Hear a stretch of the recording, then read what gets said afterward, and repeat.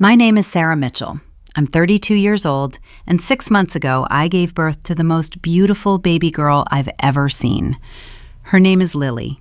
She has my husband's eyes and my nose and the most perfect little fingers that wrap around mine when she sleeps. Being a mother has been the greatest joy of my life, but it's also been the most terrifying experience I've ever had, because my own mother tried to take my baby from me. Not in the way you might think. She didn't kidnap her or run away with her. She did something far more calculated, far more insidious. She convinced everyone around me that I was losing my mind, that I was an unfit mother, that I was suffering from postpartum psychosis and posed a danger to my own child. She documented evidence of my mental breakdown. She met secretly with my husband and convinced him I needed to be committed to a psychiatric facility. She researched custody laws and made plans to become my daughter's legal guardian once I was institutionalized. All while dressing like me, talking like me, essentially trying to become me, so she could replace me as Lily's mother. And for a while, it almost worked. Because who suspects their own mother of trying to steal their child? But I discovered the truth. I found the journal where she documented her entire plan. I uncovered the secret she'd been hiding for 33 years, and I learned why she was so desperate to raise my daughter. She'd lost a child once before, a child she barely remembers, a child who was taken from her because of what she'd done. And she'd been waiting decades for a chance at redemption, a do-over, a second chance to be the mother she should have been. My daughter was going to be that second chance, whether I wanted it or not. Let me take you back to the beginning, back to when I still trusted my mother completely. I grew up in Portland, Oregon, only child. My parents divorced when I was 8, and after that, it was just me and my mom. She was a good mother, attentive, supportive, involved in my life, maybe a little overprotective, but I always assumed that was because I was her only child, that she just loved me a lot. We were close growing up. She came to all my school events, helped me with homework, was there for me through breakups and friend drama and all the normal struggles of adolescence. When I went to college at University of Washington, she called me every single day. I thought it was sweet. My roommate thought it was excessive. "That's a lot of check-ins," she'd say when my mom called for the third time in one day. "She just worries," I'd explain. "I'm all she has." After college, I moved to Seattle for work. My mom stayed in Portland. We saw each other once a month and talked on the phone daily. When I met my husband Jason at 27, my mom was thrilled. She loved him immediately, said he was perfect for me, that she could tell he'd take good care of me. We got married 2 years later. Small wedding in Portland. My mom cried through the entire ceremony. "I'm not losing a daughter," she said during her Mother of the Bride speech. "I'm gaining a son, and I couldn't be happier." At the time, I thought those were beautiful words. Looking back, I can hear the edge in them, the emphasis on not losing a daughter, the need to maintain her position in my life even as I created a new family. But I didn't see it then. I just saw a loving mother who was happy for me. Jason and I spent the first 3 years of our marriage building our careers and enjoying our freedom. We traveled, bought a house in a Seattle suburb, made friends with other couples our age. My mom visited often, maybe too often. She'd show up unannounced sometimes. I was in the neighborhood. "I just wanted to drop this off. I had a feeling you might need help with something." Jason found it a little intrusive, but tried to be understanding. "She's your mom. She loves you. It's sweet." When I got pregnant at 31, my mom was ecstatic. "I'm going to be a grandmother," she screamed when I told her. "Oh, Sarah, this is the best news ever. I can't wait. I'm going to help you with everything. You won't have to do this alone." "I have Jason," I reminded her, "and we've been reading parenting books, taking classes. We're prepared." "Books and classes don't prepare you for the reality," my mom said firmly. "You need someone who's actually been through it, someone who knows what they're doing. You need me." I laughed it off. "I'm sure I'll need your advice, but Mom, we can handle it." "Of course you can," she said quickly. I'm just saying I'm here, whatever you need, anytime, day or night. Throughout my pregnancy, my mom was incredibly involved. She came to doctor's appointments with me, helped me set up the nursery, bought more baby clothes and equipment than we'd ever need. "You're going too overboard, Mom," I said when she showed up with her fourth stroller. "I just want to make sure my grandbaby has everything," she said. "Is that so wrong?" Jason and I joked about how enthusiastic she was, how excited to be a grandma. We thought it was cute, endearing. We had no idea what was really going on in her mind. Lily was born on October 12th. After 14 hours of labor, she came into the world screaming and perfect. My mom was in the delivery room. I'd asked her to be there along with Jason. I wanted her support, wanted to share that moment with her. When the nurse placed Lily in my arms for the first time, I looked up at my mom and saw tears streaming down her face. "She's perfect," my mom whispered. "Absolutely perfect." "You want to hold her?" I asked.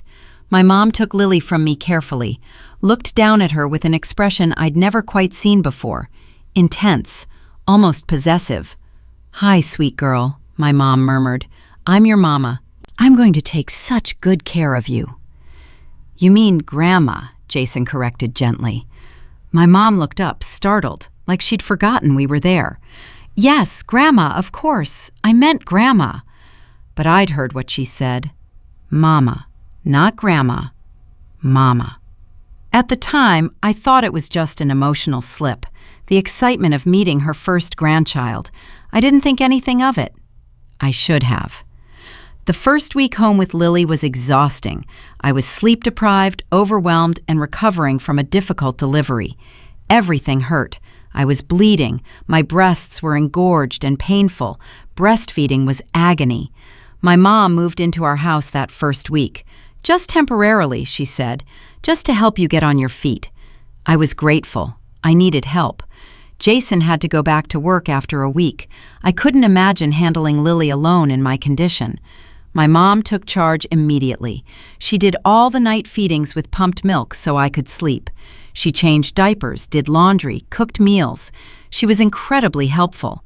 But she was also everywhere, all the time. I'd wake up in the middle of the night and hear her in Lily's nursery singing lullabies. I'd come downstairs and find her holding Lily, staring at her with that same intense expression from the hospital. "Mom, I can take her," I'd say. "You need rest," my mom would respond.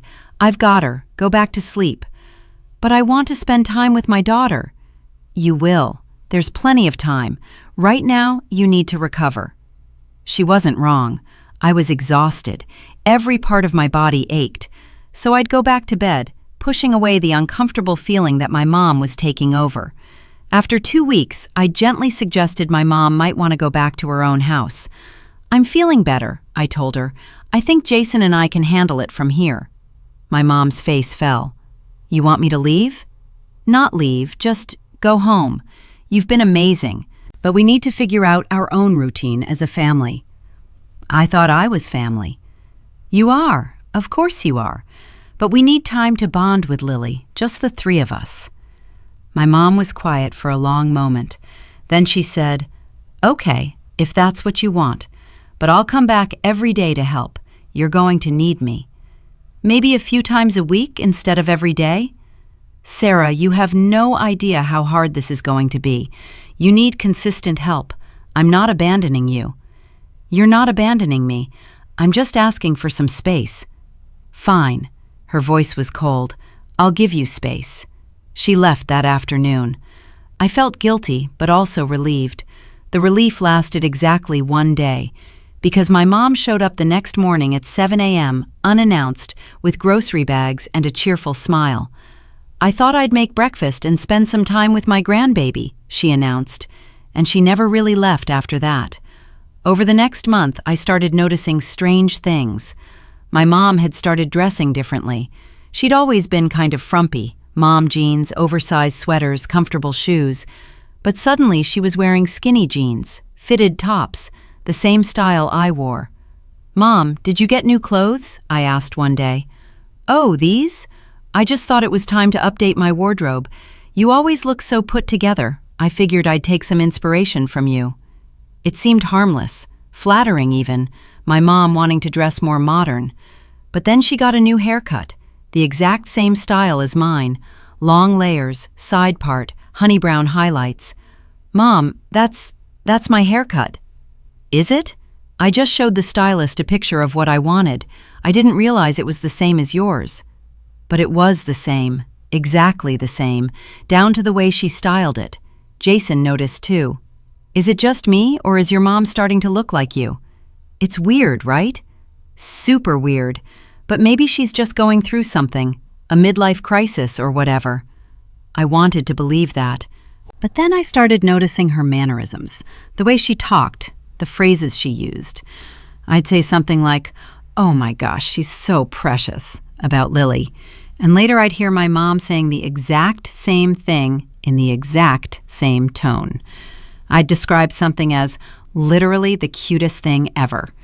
Days later, my mom would use that exact phrase. She was mimicking me, copying me, becoming me. When Lily was 2 months old, I started noticing something else. My mom was undermining me, constantly. I'd make a parenting decision, and she'd question it. "Are you sure that's the right approach?" "I don't think that's what the experts recommend. When I raised you, I did it differently."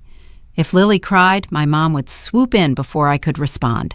"Let me take her. You're too stressed. She can feel your anxiety." "I'm not anxious. I'm her mother.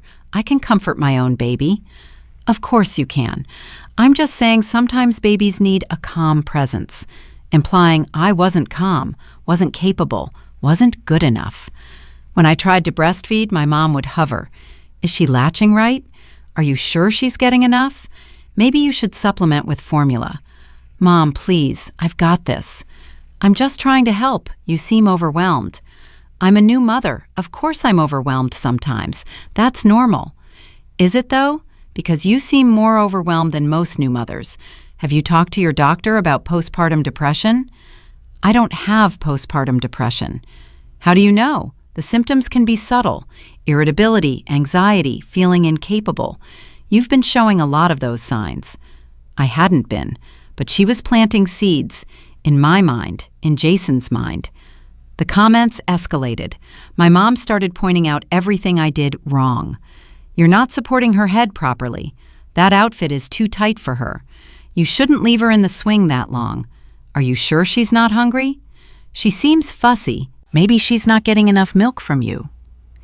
Every single thing I did was questioned, criticized, undermined. And Jason started noticing my frustration, started seeing me as irritable, overwhelmed, struggling. "Maybe you should listen to your mom," he said one evening, after I'd snapped at her for the 10th time that day. "She raised a child. She has experience." She had one child 30 years ago. Things have changed, and I'm Lily's mother, not her. "No one's saying you're not, but your mom is trying to help, and you keep pushing her away." "Because she's suffocating me. She's here every single day. She questions everything I do. She makes me feel incompetent." "Or maybe you're being overly sensitive because you're stressed." That's when I realized what was happening. My mom was turning Jason against me, making him see me as the problem, as irrational, unstable. When Lily was 3 months old, I made a doctor's appointment. Not for Lily, for me. Because I was starting to doubt myself. Was I being paranoid? Was I overly sensitive? Was I actually struggling more than normal new mothers? My doctor asked about my symptoms: sleep deprivation, occasional crying, feelings of inadequacy, frustration with my mother's constant presence. "All of that sounds completely normal for a new mother," she said. "New motherhood is hard, especially when you have someone constantly questioning your decisions." "So I don't have postpartum depression?" "Do you have thoughts of harming yourself or your baby?" "God, no, never." "Do you feel bonded to your baby? Do you enjoy being her mother?" "Absolutely. I love her more than anything." "Then no, you don't have postpartum depression. You have a boundary issue with your mother. That's very different." I left that appointment feeling validated, feeling like maybe I wasn't crazy after all. But when I got home and told my mom I'd been to the doctor, her reaction was strange. "What did you see the doctor for?" "Just a checkup. making sure I'm healing okay. Did you mention feeling overwhelmed? I mentioned normal new mom stress. And what did she say? That I'm fine, that what I'm experiencing is completely normal. My mom's expression tightened. Did you mention me? Did you tell her I've been helping? I mentioned you're here a lot. And she said that's a problem? No, Mom. She said boundary issues can add stress, that's all. Boundary issues. My mom's voice was cold. So now I'm the problem. I'm trying to help and you're making me out to be the villain. That's not what Maybe the problem isn't me, Sarah. Maybe the problem is that you can't handle being a mother. And she walked out. She came back the next day, of course, with an apology and a gift for Lily. I'm sorry I got upset, she said. I just love you both so much. I want to make sure you're okay. I know, Mom. I appreciate all your help. I really do. But I need you to trust me. Trust that I can take care of my own daughter. Of course I trust you. But her eyes said something different. That's when I started noticing her taking photos, constantly, of me, of Lily, of our house. Why are you always taking pictures? I asked. I just want to remember these moments, she said. Lily's growing so fast. But she wasn't taking cute baby photos. She was taking photos of me looking tired, photos of dishes in the sink, photos of laundry piled up, photos of me crying after a particularly rough night. Mom, stop. I don't want photos of me looking like this. You look beautiful. You're a mother. This is real motherhood. But something about it felt wrong, felt invasive, like she was documenting something. When Lily was 4 months old, I discovered my mom had been meeting with Jason, privately, without telling me. I only found out because Jason mentioned something in passing. Your mom and I talked about it at coffee last week. What coffee? Oh, we met for coffee. She wanted to talk about you, about how you're doing. My blood ran cold. You've been meeting with my mother behind my back? Not behind your back, just she's worried about you. She wanted to discuss it with me. Discuss what? Your mental health. She thinks you might be struggling more than you're admitting. Jason, I'm fine. I went to the doctor. She said I'm completely normal. But your mom has noticed things, behaviors that concern her. What behaviors? Jason hesitated. Forgetfulness, confusion, mood swings. She's been documenting incidents. Documenting? What does that mean? She has a journal, with notes about times when you seemed off, when you forgot things or seemed disoriented. Let me guess, she showed you this journal. She did. Sarah, I'm worried. Some of the things she's written are concerning. Can I see it? She keeps it at her house, but she's been very detailed. Dates, times, specific incidents. I felt panic rising in my chest. Jason, she's fabricating this. She's trying to make me look unstable. Why would she do that? I don't know, but I'm not struggling. I'm not mentally ill. I'm just a new mother who's exhausted and whose own mother won't leave her alone. Maybe you can't see it yourself. Sometimes people don't realize when they're having problems. I'm not having problems. My raised voice startled Lily, who started crying. Jason looked at me with concern, pity, like I'd just proven his point. That night, after Jason fell asleep, I went through his phone. I know that's a violation of trust, but I was desperate. I found text messages between him and my mom, dozens of them, going back weeks. Your mom. Sarah seemed very confused today, asked me the same question 3 times. I'm getting worried. Your mom. She forgot to change Lily's diaper for hours. I came over and the poor baby was soaked. This isn't normal. Your mom. Found Sarah crying in the nursery at 2 a.m. When I asked what was wrong, she couldn't even explain, just kept saying she was overwhelmed. I think she needs professional help. Your mom. She snapped at me today for no reason. Her mood swings are getting worse. I'm scared for Lily's safety. None of these things had happened. None of them. But my mom was creating a narrative, building a case, and Jason was believing her. I scrolled through more messages, found one from 2 days ago. Your mom. I've been researching postpartum psychosis. Sarah's symptoms match. She needs intervention before something terrible happens. Can we meet to discuss options? Jason: Yes. Coffee tomorrow? Your mom: Perfect. I have documentation. We need to take this seriously. I put Jason's phone down with shaking hands. My mother was trying to get me institutionalized. She was building a case for postpartum psychosis, convincing my husband I was dangerous. But why? What did she gain from this? Unless she wanted to take Lily from me. I couldn't sleep that night, lay awake thinking about everything, all the strange behaviors, the copying, the undermining, the documentation, the secret meetings. My mother wasn't just being an overbearing grandmother, she was systematically trying to replace me. But I needed proof. I needed to understand what she was planning. The next day, while my mom was at her house and Jason was at work, I drove to Portland, let myself into my mom's house with the spare key I'd had since I was a teenager. I went through her things methodically, looking for the journal Jason had mentioned, looking for anything that would explain what was happening. I found it in her bedroom, a leather-bound notebook hidden in her nightstand drawer. The title, written in my mom's handwriting, Sarah's Decline, Documentation for Custody Proceedings. My hands shook as I opened it. Page after page of fabricated incidents, detailed notes about my alleged mental breakdown, each entry dated and time-stamped. October 20th, Sarah left Lily unattended in bathtub for several minutes, had to intervene. That never happened. Lily was 4 months old. She'd never been in a bathtub unattended. October 25th, found Sarah staring at wall, unresponsive, had to shake her shoulder to get her attention. Possible dissociative episode. Never happened. November 2nd, Sarah couldn't remember if she'd fed Lily, became agitated when I asked. Possible memory loss associated with postpartum psychosis. Never happened. Page after page of lies, building a narrative of a mother descending into mental illness. But the worst part was at the end, a section titled Custody Plan. My mom had outlined her strategy. Get me committed to psychiatric facility for evaluation. During that time, petition for emergency custody of Lily. Once custody was granted temporarily, make it permanent by demonstrating Lily thrived better in her care.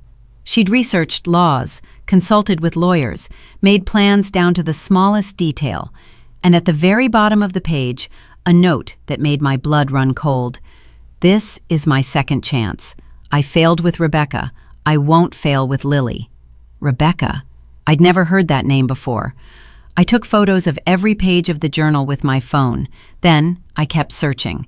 In a box in my mom's closet, I found old photos. A baby I didn't recognize. Birth certificate. The name, Rebecca Ann Morrison, born January 14, 1988. My mom's maiden name was Morrison. This was her child. But I was born in 1991. I was supposed to be her only child. I kept digging, found newspaper clippings from 1989. Portland woman loses custody after child neglect investigation. The article didn't name names, but the details matched. A young mother, single, struggling. Baby found alone in apartment while mother was gone for hours. Multiple CPS reports. Eventually, the baby was removed from her care and placed with a relative. I found a letter from my mom to someone named Linda, dated 1990. Linda, I know you think I failed as a mother to Rebecca. Maybe I did. I was young. I was overwhelmed. I made mistakes. But I've changed. I'm older now, wiser. I have a good job, a stable life. Please let me see her. She's my daughter. I miss her every day. I think about her constantly. I dream about having another chance to be her mother. I know you're giving her everything I couldn't. I know she's better off with you. But please, just let me visit. Let me show you I've changed. There were more letters, all similar, all begging for contact with Rebecca, all denied. And then I found the last letter, dated 1991, from Linda. Margaret, I'm writing to inform you that Rebecca passed away last month. Sudden illness. The doctors did everything they could. I know you'll want to attend the funeral. I'm asking you not to. Rebecca never knew you. You gave up your rights to her. Coming to her funeral would only cause confusion and pain for our family. I'm sorry for your loss, but Rebecca was my daughter, not yours. Please respect that. My mom's daughter had died, at 3 years old, and she'd barely known her. I sat on my mom's bedroom floor with these documents spread around me and finally understood. My mom had lost Rebecca through neglect, spent years trying to get her back, failed. Then Rebecca died, and my mom had lived with that guilt for over 30 years. When she had me, she'd been older, more stable, better equipped to be a mother. I'd been her do-over, her second chance, and she'd done well with me, been a good mother, attentive, present, maybe overprotective, but I'd always assumed it was love. Now I understood. It was guilt. It was fear of failing again. It was desperation to prove she could be a good mother. And when Lily was born, something in my mom snapped, because Lily wasn't just her granddaughter. Lily was a third chance, another opportunity to prove herself. But this time, she wasn't going to be the grandmother. She was going to be the mother. She was going to take my place, become Lily's primary caregiver, raise her the way she should have raised Rebecca. And I was the obstacle, the one thing standing between her and redemption. So she was going to remove me, make me disappear into a psychiatric facility where I couldn't interfere with her second chance at motherhood. I drove back to Seattle in a daze, went straight to a lawyer's office. I need help, I told the family law attorney. My mother is trying to take custody of my baby. I showed her everything. The photos of the journal, the documentation my mom had fabricated, the newspaper articles about Rebecca, the letters. The lawyer's expression grew more serious as she reviewed it all. "This is extensive," she said finally. "Your mother has clearly been planning this for a while. Can she actually get custody? I'm not mentally ill. I'm a good mother." With this much fabricated documentation, she could definitely make a case for emergency custody, especially if she gets your husband to testify that he's concerned about your mental state. What do I do? First, we get you evaluated by a psychiatrist, independent evaluation, to document that you don't have postpartum depression or psychosis, that you're mentally sound. Okay. Second, we get a restraining order against your mother. Based on this documentation, we can argue she's engaging in harassment and making false claims. A restraining order against my own mother? Yes. It's the only way to protect yourself and your daughter.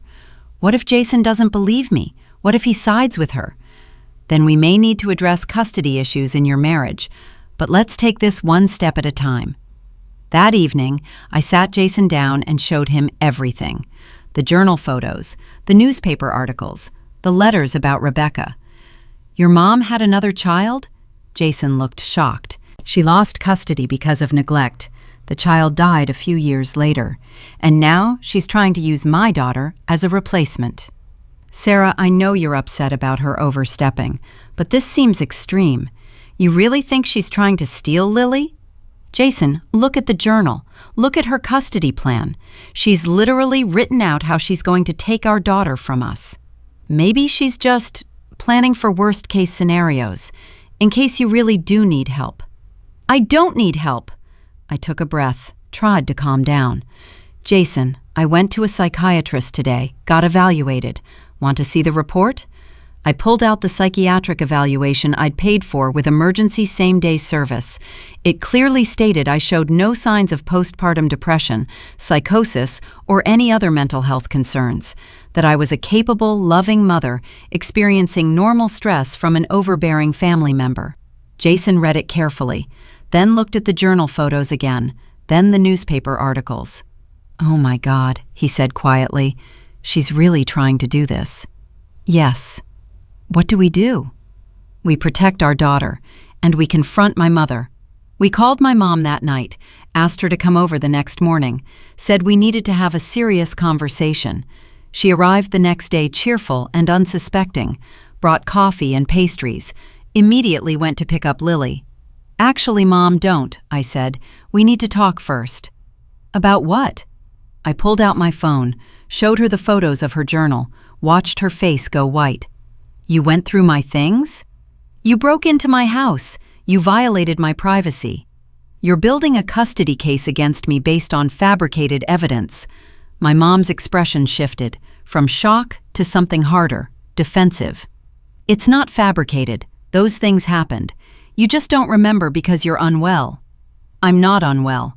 I have a psychiatric evaluation proving it. One evaluation doesn't mean anything. You're good at hiding your symptoms. You always have been. Mom, stop. I know about Rebecca. My mom froze.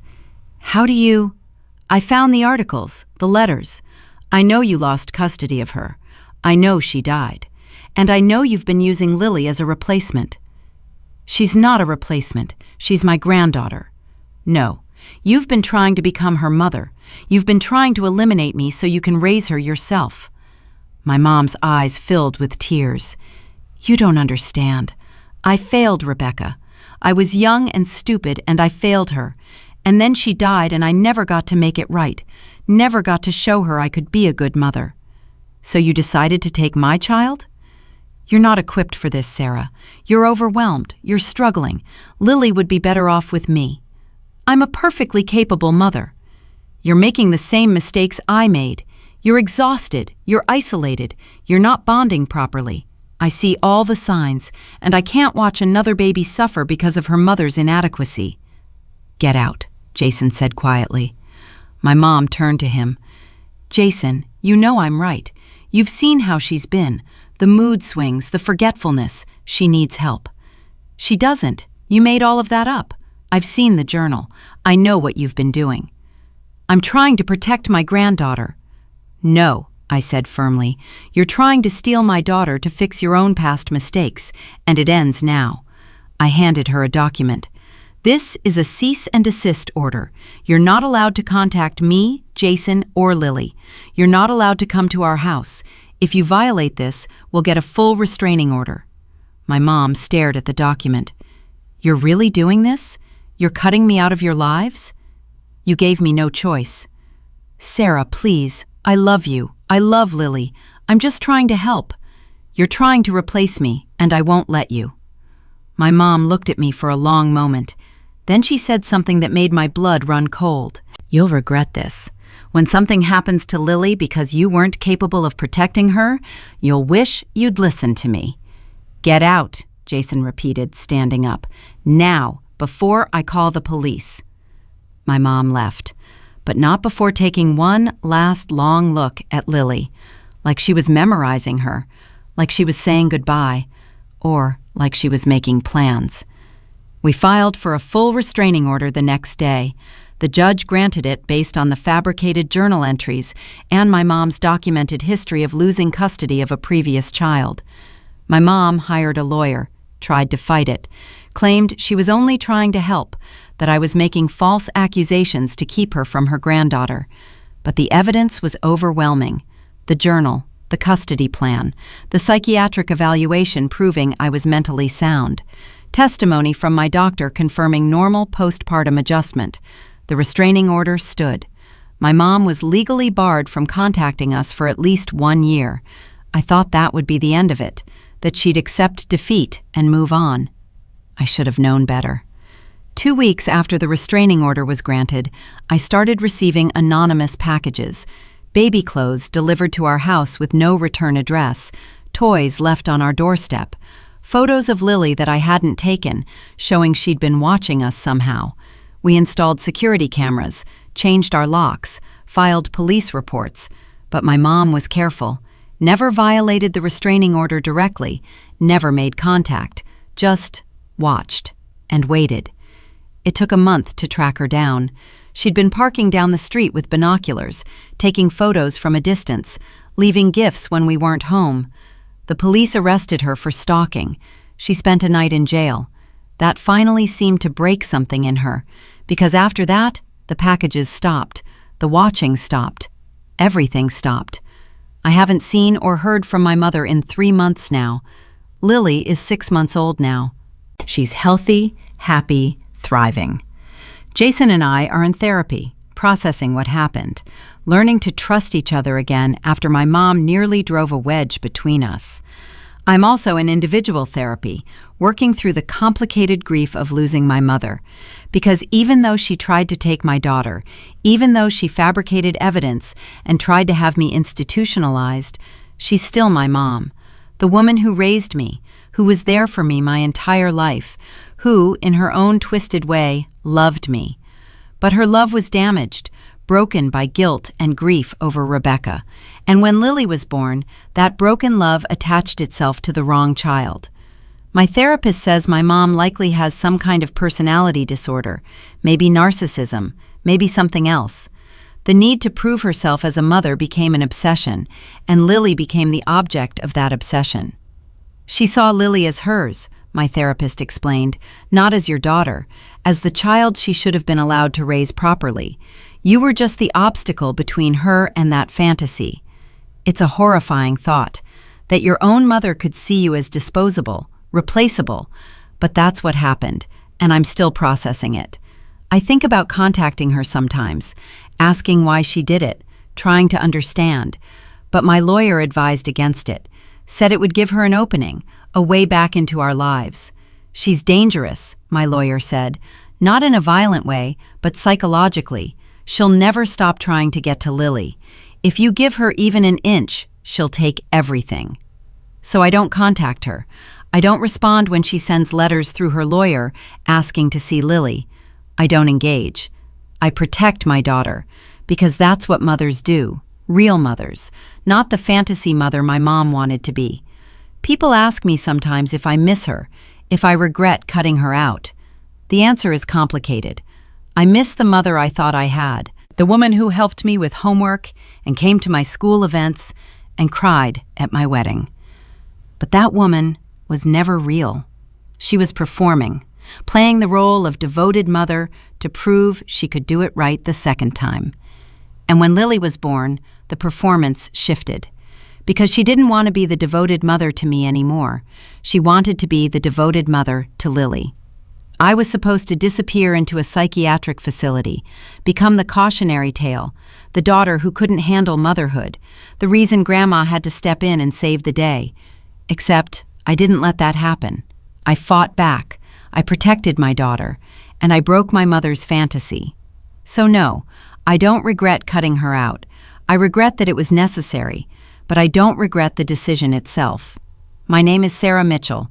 I'm 32 years old, and my own mother tried to steal my baby by convincing everyone I was mentally ill. She fabricated journal entries documenting my alleged decline. She met secretly with my husband to discuss intervention options. She researched custody laws and made plans to become my daughter's legal guardian. All because she'd lost a child 33 years ago and saw my daughter as her chance at redemption. But I discovered her plan. I found the journal. I uncovered her secret history, and I stopped her. My daughter is safe. My marriage is intact. My mother is out of our lives. But I'll never get back the relationship I thought I had, the mother I thought I knew.